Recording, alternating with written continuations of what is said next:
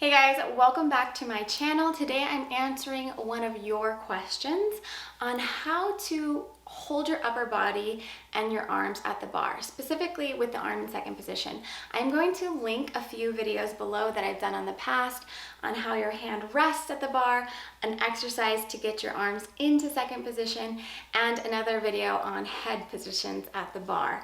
But let's dive right into this question, shall we? All right, so when we're at the bar, a good rule of thumb is that you want to be about second position away from the bar. So you don't want to be crossing where you'd have a lot of your elbow bent and maybe, up here.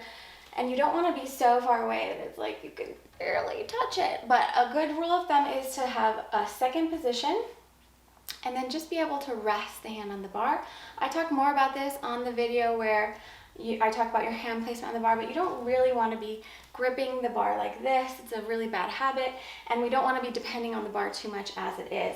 So I love to have fingertips, maybe a hand, but really gentle and really still engaging that whole supporting arm, supporting side. Now, the arm that is out, this person was talking about how their teacher's always telling them that their elbow is dropping. This is really common because we're so focused on the feet and the legs, and there's a lot of things happening in ballet class, right? So then the arms can start to wilt, especially if we're not supporting our back and our chest and really opening and lifting in the torso. We tend to start to sink down, and then the elbow will sink with us, and it all becomes very heavy, okay?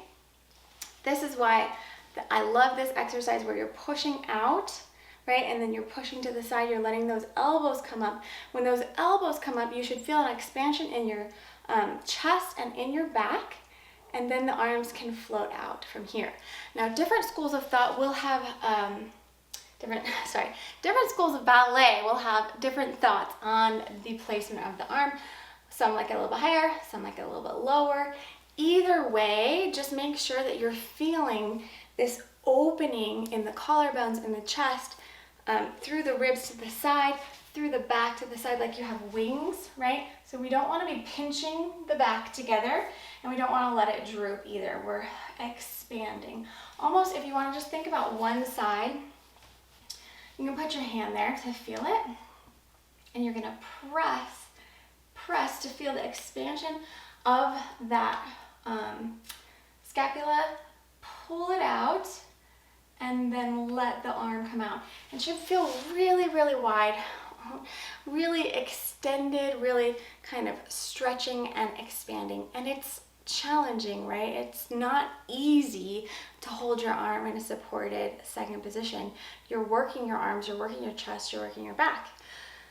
So something that I would say, let's see if I can get this angle right, is as you're at the bar, I want you to continually be funneling that energy up through the floor, out the head, and then also from that heart center, it's blooming out, right? So it's not just resting here, but we're always expanding more and more. And you can think another correction that I've heard often that can be helpful for people is to think about there being strings on the elbows like a marionette doll, so that if the elbows are drooping, you're thinking about pulling that up.